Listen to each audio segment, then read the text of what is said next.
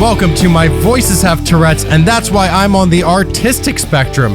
I am Dan Zarin, your host, and let's get started here. So today, this episode is brought to you by Gamesless Studio, where we are recording The Secret Cellar, Iceland's first and only comedy club, and Smári's Volcano Sauces, the greatest hot sauces I've ever had in my entire life. Joining me today is one of my very, very favorite people on the planet, probably my favorite person on the planet, not probably, my favorite person on the planet, my co-host, Alex Ford. Alex, welcome to the podcast. You make it weird every time. I know, I make it weirder and more awkward every time I introduce you. I think next time I'm just going to be like, my favorite is Squirrel Raccoon, crazy person, awesome person. I'll just make it even more awkward. No.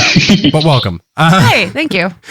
And joining us is another awesome person who's been trying out stand-up comedy. He's been doing a lot of different artistic things, and he's quite an incredible person we're going to talk to. Let's welcome Villi. Hey. Thank you for having me. How are you doing, man? I'm pretty good. Pretty good. Like as you said, like I do artistic stuff, and I've been trying stand-up comedy. Mm-hmm. It's been a fun ride so far. Yeah. And I mean, honestly, you know what I love about being artistic in Iceland is actually kind of the small population that it seems like there are more opportunities to try out everything. Yeah. It's like when you go to like a stage play, you only see like 10 actors in every stage show. Yeah. Oh, it's the same ones. And it's always like when I started doing stand-up comedy, it was this was after I think it was like a year after the open mic scene had really started in Iceland, and it was still just like maybe 10 of us doing it. Yeah. Yeah. And I was like, well, a hell of a place to start for my first time. But how did you get started in comedy? Well, it started like on the fly, actually. I saw like a advertisement for the whole soul flow thing. Yeah. And I kind of asked one of the hosts of the festival, a very lovely person by the name of Cruz, shout out, and I kind of asked her if I could join, and that's kind of how it started. Yeah, and just so that people listening who maybe don't know, Soulflow is a show that was created by Kat McDougall, Kimmy Taylor, and Cruz for women and queer performers. But you have you performed outside of that show? Not really. I haven't really gotten the chance, like, due to the whole, pandemic, COVID elephant in the room. Yeah. COVID elephant in the room. I like that. No, well, actually, I don't like the idea of an elephant having COVID. The image is scary. But yeah. I mean, they're just like pigs on steroids. They're like pigs on steroids. That is actually a good way of describing it. Yeah. Well, yeah, that is a good way of describing elephants. I like it. So, but what is it, and how has your experience been with performing in Soulflow? It's a bit of a mixed bag, actually, but like it's a fun mixed bag. Mm-hmm. Like sometimes you have nights where you are like where you absolutely kill it, and sometimes you have nights where you're like I kind of stutter and like screw up on your lines, and you kind of get to learn from that experience. Yeah. Well, in an interesting way though, because like with the topic of mental health and neurodiversity, stand-up comedy, like when you're starting, it actually kind of feels like overcoming your struggles a bit. Yeah. Because when you're starting in stand-up comedy, you have to overcome the fear. You have to overcome, actually knowing what you're doing. First of all, and I mean, there is that whole element of even knowing who you are as a stand-up comedian. And with mental health and neurodiversity, it's the same thing where you can't really, it's so much harder to live your life unless you overcome those struggles of learning how to operate with what you have. Yeah, like I was listening to a few episodes of this podcast that are kind of like prepared, and like I think like that when you were talking to Thorhallur about his like situation with anxiety, right, it kind of explains like how that kind of happens. Yeah, it's a tough thing to overcome. I mean, in both of those worlds. I think like I've decided that kind of once the whole pandemic thing is over, which is kind of starting to be in the process of, and I've kind of decided to be more personal with my comedy. That's awesome. I think the best comedy comes from a place like that's true to yourself and comes like from a place of truth. Right. Yeah, I think it is important. I think with comedians, it's because, and it's interesting because there's kind of an illusion that happens with comedy because like when you watch a comedian or you listen to a recording of a comedian, you want to believe that everything has happened to them. Yeah. You just I remember like when I was a kid, I just believed everything that comedians said. I didn't think about the fact that maybe they were just making up jokes. Yeah. But the thing is, it's like, look, when someone is actually being true and they're actually talking from the heart, it almost, I find it makes the stories more like funnier. It makes them funnier and it makes them more fun because they can really expand because they actually experienced it. Yeah. Yeah. I've had the same like experience because when I first was thinking about even trying like an open mic, and I tried Soul Flow and I tried a couple of things, but I was always like, I have to, like, this isn't funny enough. Like, I need to just wait for something funny to happen to me and then I can tell people about it. But really, it's like, when I learned more about it, it was more like, okay, you take an idea that you have or something that's happened and then you make it funny. You know, you can just embellish it as much as you want. But having that kind of mix of those two things is kind of fun. It's one of the weirdest parts of like when something happens to you and you're like, oh man, this was so funny. But how do I make it funnier? Yeah.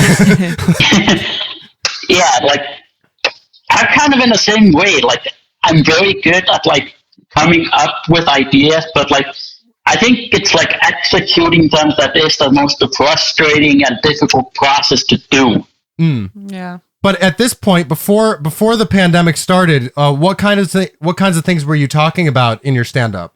I was just like throwing shit on a wall and see what sticks. Like not little shit, but like. I was gonna say I don't think like, the venue would like that. Yeah, very unsanitary. Right. But like, I was just like trying like random stuff and see what kind of would get the crowd going. Yeah. I think that's a really interesting approach because like for me I'm always so afraid and I'm afraid of the crowd and I'm afraid of people, you know, and so having that attitude of just I'm just going to try something and see what works and what doesn't work is fine. Like I'm always so methodical with like, no, if I'm going to go up there, I have to make sure that I know that something works and you can't really do that, you know? So I think it's really like just a good attitude to have in this field. Yeah, perfectionism is a tough mistress. Oh. Yes. Oh, tell me about it. I do know that so well. Yeah, I've had so many times where I'll be working on something and I'll be spending like 2 hours on the tiniest detail. Yep. And then Alex will be like, Dan, why haven't you finished this yet? And I'm like, I hate being a perfectionist. Calm down, Stanley Kubrick. Right. Exactly. But it is so true with comedy. I mean, every comedian tries so hard in the beginning. I mean, and you have to, because you like when you're starting out and you don't know what you're doing, you have to, you have to go through the hurdles. You have to figure out what you're doing right and wrong. But eventually it's just because like the perfectionism really comes when you've got a joke that's worked 100 times and then you go, but how can I change it? How can I make this more fun and throw off the people that have heard this 100 times and make them think I just wrote it yesterday? Yeah. It's about going with the flow. It's about going with the flow. Absolutely. But now the soul flow. Yeah, going with the soul flow of things. But I'm gonna love the puns. But now because you have mentioned to me that you're on the autism spectrum, which I love that new way of saying it, because it used to just be autism or it was Asperger's syndrome, but now it's a whole spectrum. Yeah. Well, it's always been a whole spectrum, I suppose. But. Well, yeah, I mean, things don't just necessarily up and change. No, but I think it's like less confusing in some ways and more confusing in other ways. And also just the terminology and stuff that's used for, autistic people, like high functioning, low functioning, all that stuff. It's kind of, it's slippery ground, Yeah. So with any sort of terminology that's out there, it doesn't always, it absolutely doesn't cover everything or everybody. So yeah, it's like how gender is now like accepted more as a spectrum than as the binary thing it has been like defined as throughout the centuries. Right. yeah. Yeah, and with your diagnosis, were you originally diagnosed with something and then changed to it being as the autism spectrum? I kind of had like the whole diagnosis thing. I was kind of like diagnosed with a new thing called Velocardiofacial Syndrome. Okay. I think that quite went fast, and it kind of was so, because of that, I was kind of like in the hospital a lot of times when I was like very young. I had like major heart problems. I had like asthma and like the whole bad. Yeah. And has that affected your life more than just the start of your life? Not in any particular way, no. Okay. It hasn't really. Other than that, I am on the autism spectrum. I don't really see how it has affected my way majorly. Okay. What was it? Velocardiofacial syndrome. Yeah. Yeah. I read a little bit about it. It is also known as DiGeorge Syndrome. Could you maybe describe it a little bit so that those listening in that maybe have never heard of it can know a bit more about it? Basically, it's kind of one of the symptoms is that you are kind of born with a very weak immune system. Okay. Basically, a weak heart, stuff like that. And as a result of that, I kind of had to be in hospital like very long early in my life. Right. And you mentioned that you like this hasn't really affected your life more than just the start. Do you remember how it was at the start of your life when you were in the hospital? Yeah, like I had like a very bad fever, I think I had a mild form of asthma and stuff like that. And and like I also said, I had like a weak heart and stuff like that. Weak heart. I say stuff like that a lot. It's kind of like how people are always saying the word like. This just makes it more fun. Yeah. Stuff like that. Yeah, but I was reading about it a little bit, and it's like, it has a lot of names, but it's like a chromosomal syndrome, right? Yeah, and I've also kind of read that it kind of alters your facial structure a bit. Mm-hmm. Yeah. Yeah, so it kind of, like maybe there's something that's kind of about your facial makeup that's kind of different than people that don't have the condition. Right. Right. Did you have like surgery and stuff? I don't remember, but I had I had like a kidney surgery, but I don't think it was related to that. I actually have a scar from that. Okay. Yeah, because I mean what I was reading is there seems to be a bunch of things that like from this syndrome that are affected. Some people have like a cleft lip from it. It affects the palate. And a heart was a condition that came up a lot. It also said something about that learning, like the ability to learn, can actually be affected as well. Yeah, like that is also a thing that happens to come up. Actually, now that you mention it, I didn't actually kind of start going to like special needs classes until I was like diagnosed as on the spectrum. Okay. Like it wasn't until I was in 16 years old. Interesting. Yeah. So you said you went to to special needs classes. How is the learning difficult or more difficult for you? Are there like specific things that become more difficult? Are there certain things that just are harder to understand, or what was the situation there? At first for me, it was very confusing because for most of my life I had been used to hanging out with people who hadn't been on the spectrum and stuff and because of that it kind of felt very alienating almost to be lumped into a corner with like people with other, other like people on the spectrum. It kind of, and also as a kid, because I wasn't really, the best informed, it kind of, how I kind of mentioned that people grow a form of denial after being diagnosed on the spectrum. It kind of made me somewhat uncomfortable about being around other people on the spectrum because I didn't really know how to talk about it openly. Well, and I mean, and the thing is that, like, I mean, autism is one of those disorders where it's not really great information that's presented to the general public. It's not really like, that's one of the things I love about doing the show and getting to talk to and getting to meet so many autistic people and learning kind of the truth in a sense, because the only thing that I knew before really doing anything related to the show was like all the horror stories from scared parents. They don't really talk about. And anti-vaxxers, yeah. Oh, definitely lots of that. I was online actually the other day, and I came across a documentary that was all about that, and I was just like, yeah, I prefer the truth. But the thing is, but I wanted to mention, because you said you brought up autism when you were talking about learning, and that is something that I find very fascinating, and I love talking to autistic people about, is the fact that for autistic people, it's kind of like there are two forms of English.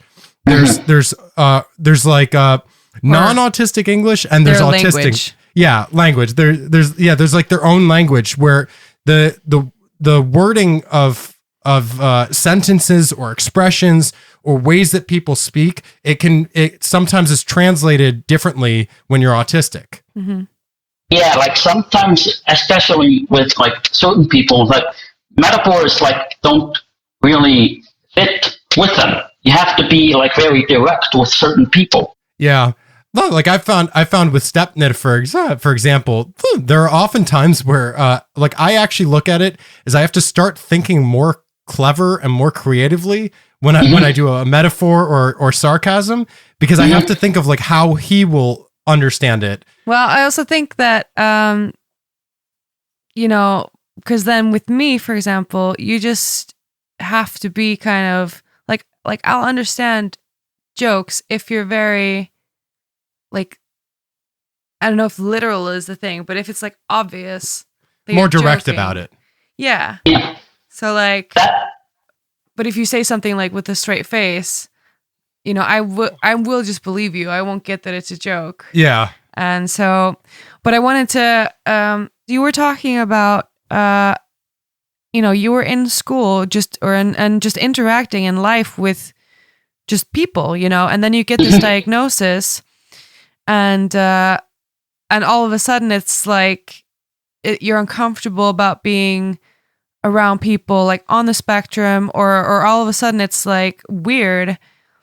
And I think that that's kind of like in just like the healthcare system and the education system. It's like, oh, now you have this diagnosis, so we're going to disregard all of your like experiences and my experiences of you and stuff like that. And you just now have this diagnosis, which means you're not normal, which means you have to be here with the not normal people. Yeah.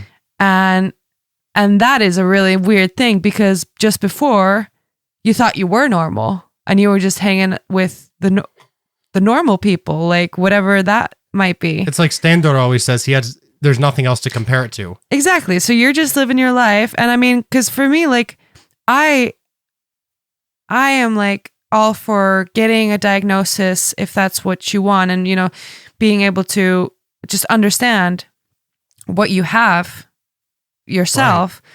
But yeah, I think it's crazy to then think that as soon as you get that diagnosis that you're somehow put into this other box and this other, and almost like you get knocked down a class, Yeah. And that's so even you might have some like needs that need to be met. Otherwise, then like it doesn't just get met that way. It's like, oh no, now we have to just change this whole thing, and you're just going to be put in here, and everything's going to be uprooted. Right. Yeah. Yeah, and people, because of that, people are sometimes people, because of these like prejudices, they get kind of worried that because of this diagnosis, it might get in the way of like them being like like say being applied to a specific school or get into a specific career that might not be like open to people with like diagnoses. Yeah, and that's scary because I mean, like, yeah, anyone is able to some extent, follow their passion and gain experience and knowledge throughout their lives and apply that. I think it's just, and that's one of the things that I really talk about is like this societal disability. It's not a personal disability. It's the it's the inability of society to just come to terms with the fact that we're here, and we're people, and we might need certain needs, or we might need certain things, but that's also ours to say, and we can contribute in all kinds of ways. It's just the society doesn't make room. Right. I've also kind of noticed like that with some people on the spectrum, like they often kind of feel like that they are being talked down to, like oh, definitely in the same way that people talk to like newborn children. Yeah. Yeah, absolutely. And I mean, because of this, it does take us a long time to be open about things because of how people talk about it. I mean, how long did it take you guys to be open about things? Like I wasn't open about my mental or neurological health until I was around 26, 27. I went that long with basically hiding everything to the point that it drove me crazy. Yeah. Well, for me, it was like I've always been kind of open about it, but it's not something like just I am here and I have this, and that's not like my fault, and it's not. But I often felt like I had to use like those things as an excuse for like the behavior that didn't meet certain standards. Because to a certain extent, you want to fit in. I mean, of course, we all want to fit in, and it's talked about with the spectrum is it comes off differently in like male and female and different environments and stuff and different biology, and that girls for some reason are more apt at masking and imitating social cues and stuff like that. But it's also like, are you peeing? No, I was just gonna get some water. Sorry. I was thinking the same thing. I was just like, okay, that's a interesting time to go to the bathroom. No, sorry. Well, no. So that's why nobody pees in a movie. Such an awkward sound. Yeah. But for you, Villi, how long did it take you before you became open about this stuff? Stuff like this. Yeah. Hashtag stuff like that. Yeah. Because I think we should I think that should be the name of the episode. The autistic spectrum, hashtag just like that. Yeah. I think like because of like, SoFlo, it's all about like being open about yourself, no matter what your sexuality or gender identity. It kind of, opened the door for me, to be more open about myself and my disability to other people. Right. So but had you been open about it before then, or did that really kickstart being open about it? Yeah. Okay. Yeah, because that's the thing that I've noticed is it takes us so long to be comfortable with it because of the societal views. Yeah. Yeah. And it's terrible. And I mean, that's what I want. Like if I could achieve one thing with my Voices Have Tourette's, it's getting people feeling more comfortable about being open about it, because there really is no reason why we shouldn't talk about this stuff. No, like people can say all they want about oh, these are personal things, but at this and sure, to a certain extent, yeah. But at the same time, if we're never talking about this stuff, it's just gonna eat at us so much, and that's why so many people suffer for as long as they do, because they don't talk about it. Yeah, I also think that it's like, it's not just on like us to be open about ourselves. It's also on other people that we talk to be open and open-minded about what we're telling them, you know? Acceptance is key. Yeah, because I never understood, like I never understood why people never got it. I was spent my entire life trying to explain, you know, myself and no one got it. They were always just like, no, but it's not that, it's this, or, you know, and just completely ignoring anything that I had to say about myself. Like everyone else knew me better than I did. And I hate that. Like, you know, you can call me lazy, or you can call me like just, I don't know, forgetful or whatever, but you have no idea what's actually going on. And, you know, and just like I have no idea what's also going on in other people's brains. So we need to just be more just open, all of us, about how we are individually, you know? Exactly. There is the one thing that I have noticed with autistic stand-up comedians, and I'm wondering if you experienced this in doing stand-up yourself. Is I've noticed that when autistic comedians are starting, they tend to, like, a lot of their humor does tend to be a bit drier. And I wonder if part of it is this like direct or indirect, you know, form of speech where they're trying to convey something, but that language barrier is getting in the way. Yeah, I think it's kind of like they want to be as direct as possible, like cut the bullshit metaphors out of the way. Right. I mean, comedy is, when you think about it, it's also a good like learning tool for social interaction, because you have to like brew it a certain way. Like when you are telling a joke to a specific kind of audience, like some people are going to take surreal jokes well, or some people don't really like dry jokes or sarcasm. Right, exactly. And I have to say, I mean, I have respect for any and every person that tries stand-up comedy, but I kind of have a certain like special level of respect for autistic Icelandic comedians, because they're already dealing with the language barrier of English and Icelandic, but then adding this into the mix makes it even tougher.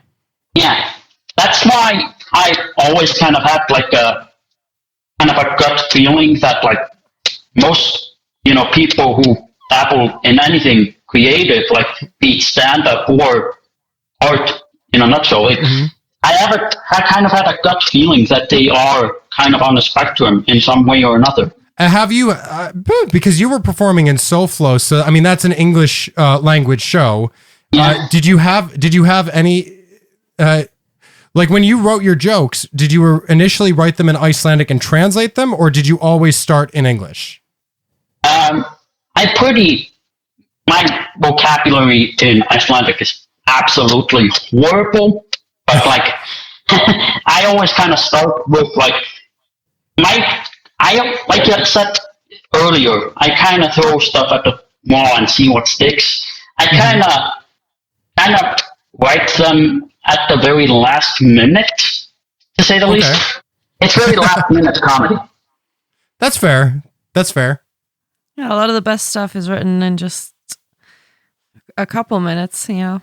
Yeah, I mean that's the thing about like comedians that are really good at improv. Like some of the best comedy is that stuff that was just simply not planned. They just go on stage, someone in the audience even just like is wearing like a shirt that they just see, and it's just like, ooh, that sparks this, and they just say it on the fly. Sometimes that's the best comedy. Mm-hmm. Yeah.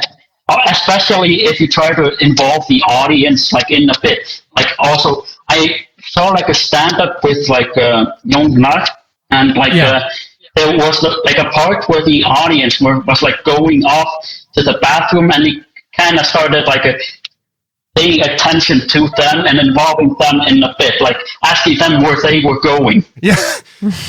Well, that's actually the thing with that, because I've noticed like those moments when the comedian references the crowd or basically starts interacting with the crowd.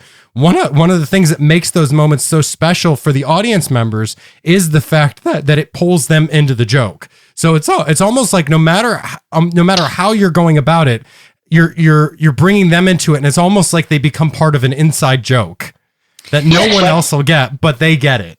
Yeah.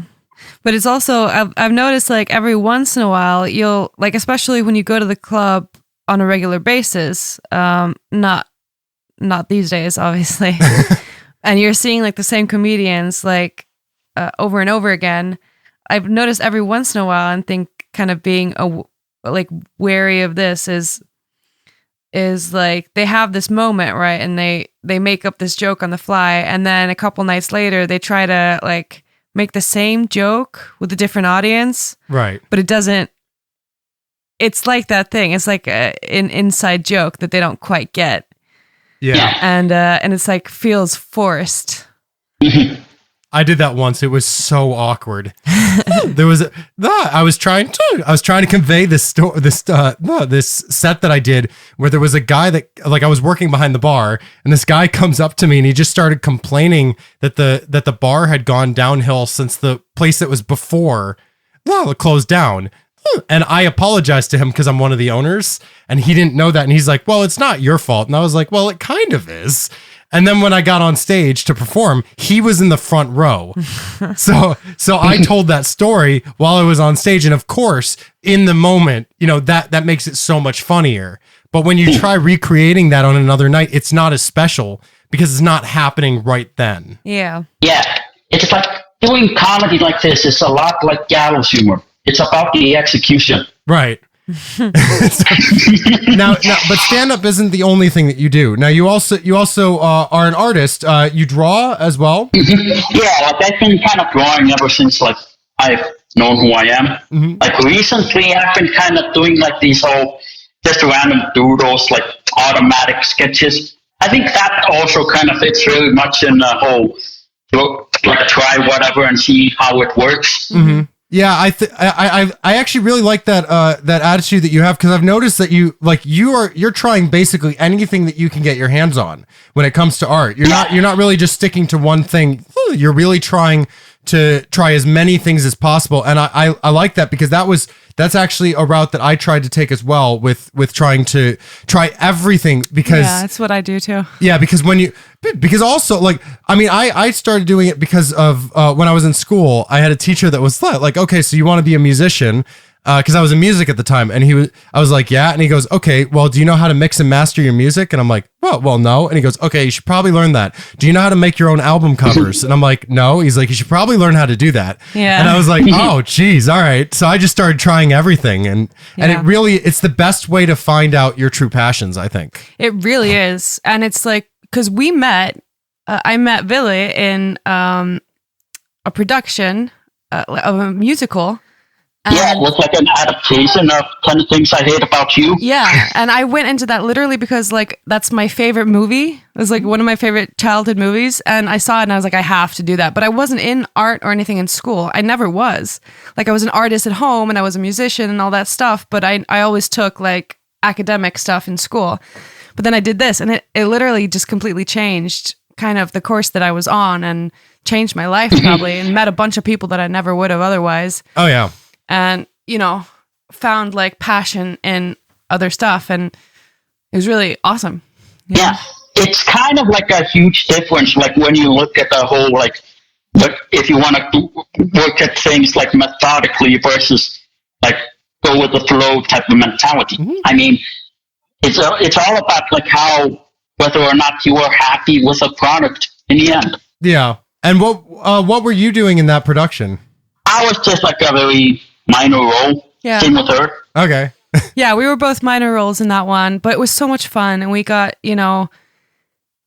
I don't know, just the teachers that we had and just the environment and because it was kind of like this group of misfits a little bit, like this little gathering of outcasts, it really is. And we had great teachers and just the atmosphere and learning from each other, it was amazing. It was like a family. It really is. And I mean, it still is, when we see each other, it's like, I mean, a lot of those people I don't talk to on a daily basis or anything, or even close, but that's kind of, it's like that vibe of like just love and community. And that's the best, I think that's the best situation to be in. It doesn't matter what you're doing it. You always have to have it always has to be a good relationship with everyone that's working on something. And it's like, even if you're doing like a stand-up show where you're on a lineup of 10 comedians and every comedians and all the 10 things you hate about them, had to do it.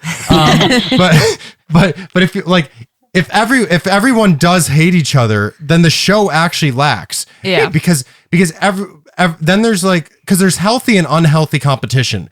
The healthy competition of wanting to be the best of the night, but also realizing that you've got a hell of a lineup and you're really proud of everyone that's on there and you're like trying to help them out and get them, better as well.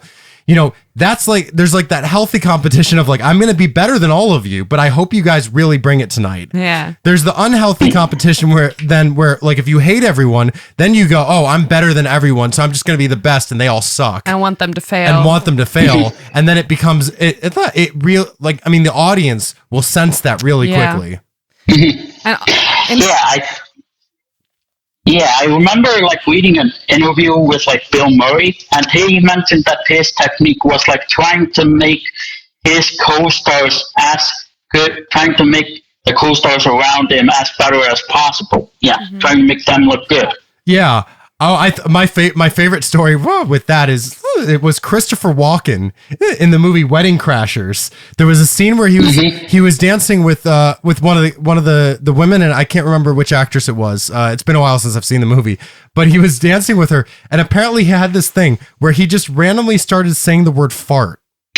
and he just said it over and over again. And I'm not going to attempt to do a good Christopher Walken impression, so I'll do a bad one and be like fought. Like he just said that over and over again, and it put such a smile on her face. And it was apparently because the scene was like the mother and father, right. The daughter and father were dancing at the wedding, and he wanted to make her seem like she was just having the time of her life. Right. When really she was just laughing because he kept saying fart over and over again. Yeah, it's also like, I remember like Nicolas Cage also did that when he did like the whole ABC scene and like the vampire's kiss. That was improv. Oh yeah, that's crazy. That scene is one of the greatest freaking things. It is literally like one of the Tommy Wiseau moments of the movie history, where it's just so bad it's good. Yeah, it's just like he literally goes through the entire ABCs and they kept it in. Yeah, it's just like when you watch like a Nicolas Cage movie, it's almost like they just took like a camera and followed him around through his daily life. Right. And they were just like, by the way, we're going to put you in this situation, but just act normal. Act normal. I can't watch a Nick Cage movie with a straight face. Like I can't take him seriously ever. Oh my God. Like, especially with his introduction, like in Face Off, when he was dressed as a priest. Oh, yeah. That was the top. Yeah, because those movies, though, those were like the first ones that I saw with him, like Face Off and Con Air. Was that him? That was him. And like those movies that were supposed to be like really serious and everything. And then I saw after that, I saw movies like Vampire's Kiss, that's what it's called, and Wicker Man, the remake, and that stuff. And then afterwards, I watched like Face Off again, and I couldn't take him seriously, even though in that one, like he's a little crazy, obviously, but it's still, I don't know, it's not that far out. I don't know what I'm talking about, but I have a very like love-hate relationship with Nick Cage. Well, like with the Wicker Man, there was like this element of he was trying to act with a green screen, but like wasn't quite sure how to act with a green screen and make it real. So it was like that scene where it was like, not the bees, not the bees. It's almost like you could sense that he knows the bees aren't there. Yeah. But he's just like, not the fictional bees. He nails the bear costume, though. He does. Yeah, he's a weirdo. So how many different things have you tried at this point? You've tried stand-up comedy, you've tried art, you've tried acting. What other things have you tried? Well, I've been kind of trying to learn, like, music during quarantine. Okay. Cool. I decided, like, I've been kind of trying to learn, actually, the bass. Okay. Because, like, I think that's, like, I really love, like, weird instruments, like, and instruments like not a lot of people play. Okay. Yeah, because everybody wants to be like an Eddie Van Halen and stuff like that. Nobody wants to be the, bass guy in the background. Well, that's not true. I happen to love the bass. Yeah. But no, I know what you mean though. It's a very underrated instrument. And there's so much musicality that you can get from the bass that you can't really even get from the guitar because the tonality is different. Yeah. I love the bass. I started trying to pick it up. There's like a saucy tone to it. Oh yeah. That's the best way to put it. There is a saucy tone to the bass. It's true. Like, I love those songs because I know the bass is supposed to work with the drums and it's the rhythm and it's often like kind of the riff as well, just the bass notes, the basic notes, whatever. But I love songs where the bass comes and like does something completely different and makes it kind of just sings with the guitar and with the other instruments and, And like, kind of like when the guitar and the bass play along with each other and like the bass isn't like playing like a low key version of the guitar solo. Right. Yeah. Yeah, because I think in music, I mean, typically what I think are two of the most important instruments are the bass and the kick drum of the drum set. And the reason why I think that is because and actually there was a line in a Ben Folds song where I think it was beating beats and thumping bass. And it was something that like he was talking about like what was mesmerizing people in a musical situation.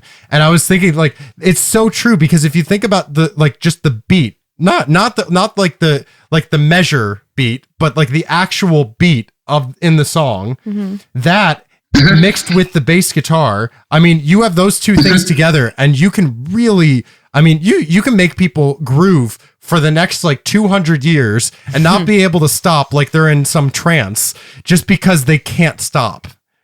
Like there's those songs where like you can't help but move your head to. Yeah. And it's because of those instruments. Yeah, that's why I love bands like Primus, where all the bands are all the instruments are working in collaboration with each other. Right. Yeah. Well, with Primus, the thing about Primus is that they're just like all so out there in terms of what they're doing. Like Les Claypool will just be like slapping weird as hell stuff, and then Larry Lalonde will just be on the guitar, doing the weirdest guitar riffs that you would never think would be in the same song as the bass groove, but somehow they work so well. Well, they're like a progressive.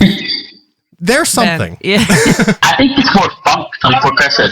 Yeah, but the thing I find funniest about Primus though is that there was like years and years ago there was a whole thing started where people at the shows they would chant out "Primus sucks," and the band got into it. And they were just like, yes, we suck. Just keep it going. And then every show, it was always Primus sucks. Primus sucks. Yeah, that's kind of the type of thing that I kind of want to capture as an artist. Have you found a favorite artistic route yet, or are you literally just trying it all to try it all? Yeah, I'm just trying it all.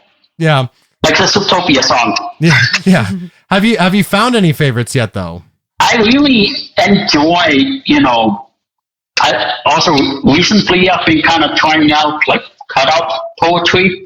Okay. And that's like a really fun experimental way, because like it's you have to interpret the text subconsciously because like it shouldn't make sense, but it kind of does. Yeah. Right. Is that like cutting words out of magazines and then putting them together and stuff like that? Yeah. David Bowie kind of did that with his lyrics, which kind of makes sense. It is cool. It's also like when you have like a writer's block or something like isn't working in your normal process or something, doing something like that is also really cool, just to kind of spark, your creativity again. Yeah, that's the beauty of postmodernism. Yeah.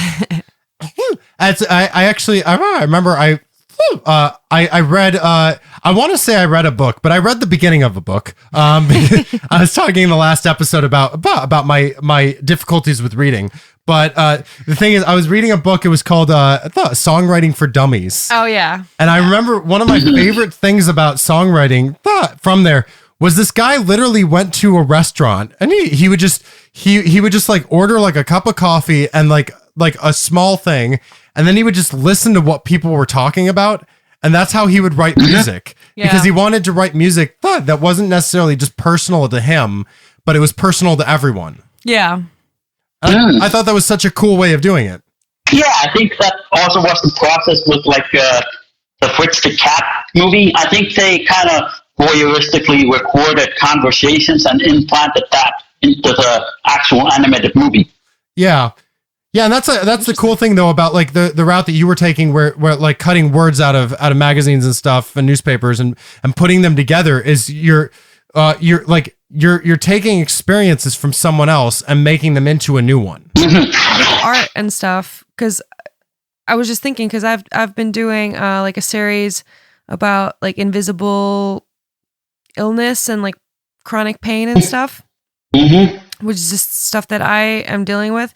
And so I was wondering if like you've ever done any like art that has to do with like kind of representing your feelings about like struggles with disorders or stuff like that. I've actually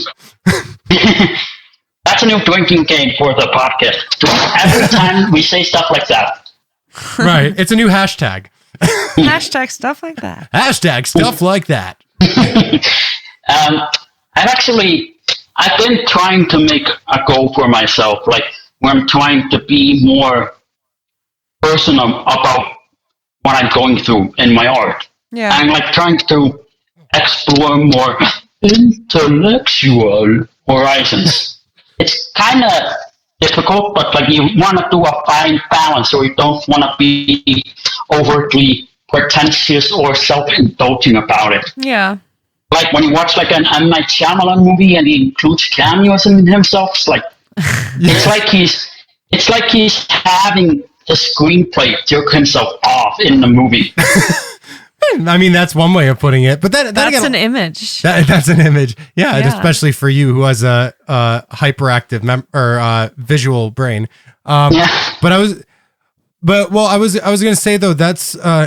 But what's interesting, and one of the reasons I like hearing people's thoughts on being open or trying to visualize or interpret, what they're going through, is it's kind of the whole thing of when we started the stand-up show, My Voices Have Tourette's, and that idea of getting on stage and just being open about what you have or who you are. Same thing with Soul Flow, just being open about who you are. And there's kind of this interesting, unique feeling that you get when you just let go and just be vulnerable and just like tell people what you're going through and not really caring if they accept you or not. I mean, of course, we want acceptance. That's kind of a big part of it, but almost not caring. It gives you a sense of pride and it gives you a sense of accepting yourself for who you are and what you have. Because of all the struggling that you did to get there.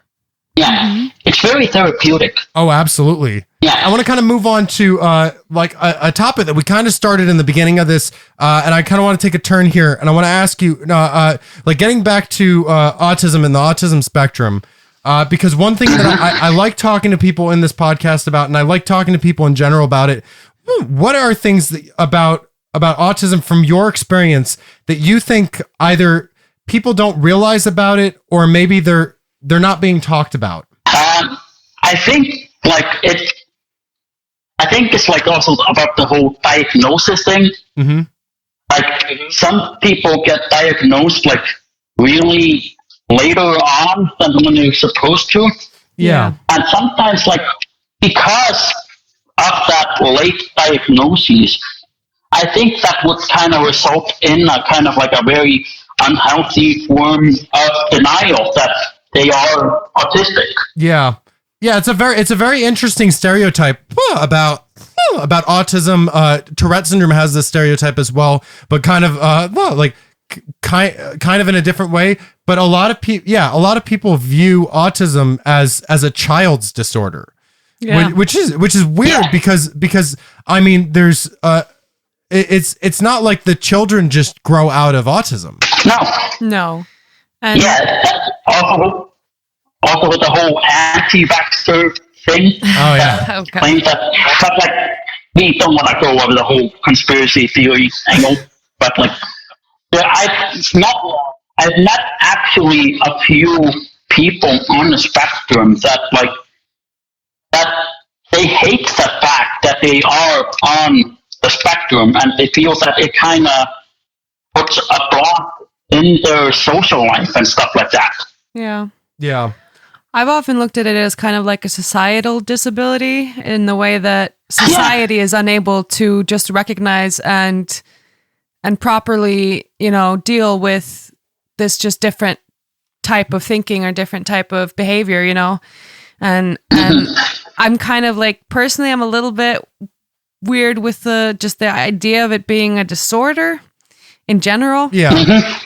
Because I thought it was kind of funny, it was interesting when you were asking Villi if he was like, if autism had any like effect on whatever, like what he's doing. Mm-hmm. But that's the thing, like, it reminded me of Stentor's joke where he was like, well, I mean, I have nothing to compare it with, so like, how do I know what parts are like autism? I mean, I'm autistic, and that's true. Yeah. I don't know which parts of this had an effect on that, There's also the fact that like women get diagnosed like way later in life than men do, which is kind of insane. It's insane because I mean, because we posted on the Voice of social media about this, that what's ridiculous about it is that there was a genuine belief that autism was only in men and boys. It was like the guy that discovered autism even said himself, he was like, this is only for men and boys. And it's just like, well, how does that work? Well, it's the same thing that they say about ADHD, for example, and other things as well. It's like, you can't have it, but the only thing is that it just presents itself differently. Yeah. The belief that like a certain type of people don't get autism is more harmful than the idea of not having autism. Yeah. I actually highly agree with that because of the fact that the thing about like when you're told that you can't have something that you do, like for example with Tourette syndrome, when like a lot of women have been told that they can't have Tourette syndrome because they're women, mm-hmm. and then but what happens is if they'd already been diagnosed with it, then they go on believing that they're just making this up, or that something is seriously wrong with them, when all like there's nothing wrong with them other than what they were already diagnosed with. And it stem, like the thing with this is it leads to self-esteem issues, it leads to depression, it leads to a whole ton of things that are simply because someone's lying to them. Yeah. And going back to this idea of like the societal disability is like, we're just trying to live in this world, right? And it's just not necessarily made for certain people. Right. Just like plain and simple. So that also, it makes you feel like a failure because you're not living up to the expectations of this world, when, it's almost just like you're not living up to the stereotypes in a sense. Yeah, you're not living up to the stereotypes, and it's very harmful, like a lot of the stuff that's going on with doctors and how they just like, some people don't know exactly what they're talking about, but they just say it with such authority, and right. So Yeah, it's like you have to be that guy from Rain Man. yeah. But we are unfortunately getting to the end of the episode here. But before we end though, because I want to start making this a thing. Do either of you have any closing statements? Don't eat the yellow snow. Don't eat the yellow Live snow. long and prosper. Live long and prosper. I like both of those. That's good advice. That's great advice. Alex, do you have any closing statements? Yes. Have a nice night. It is not even 6 and it's dark here. So have a nice night. And I'm hungry, so I'm going to go eat something. Okay. Hi, hungry. Oh, hi. Hungry. I've been doing that so often.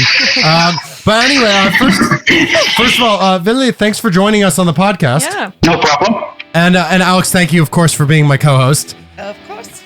And to those of you listening in, first of all, thanks for listening. If you ever have any topics or questions you want us to talk about on the podcast, just send them to us at info@mvhtshow.com. That's info@mvhtshow.com.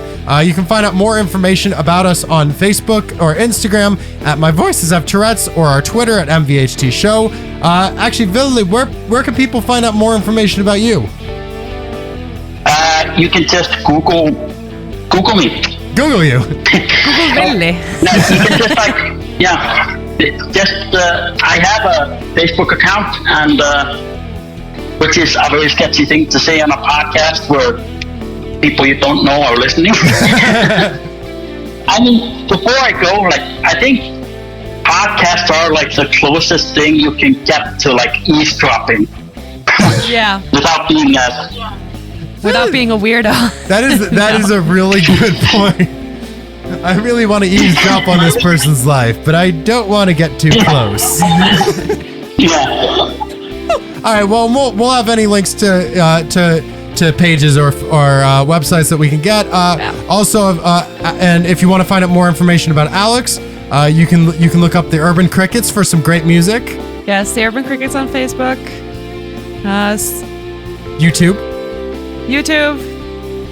I'm on Twitter too and SoundCloud, but you'll never find me there. Oh, that sounds like a challenge. So it's a challenge. Find Alex Ford.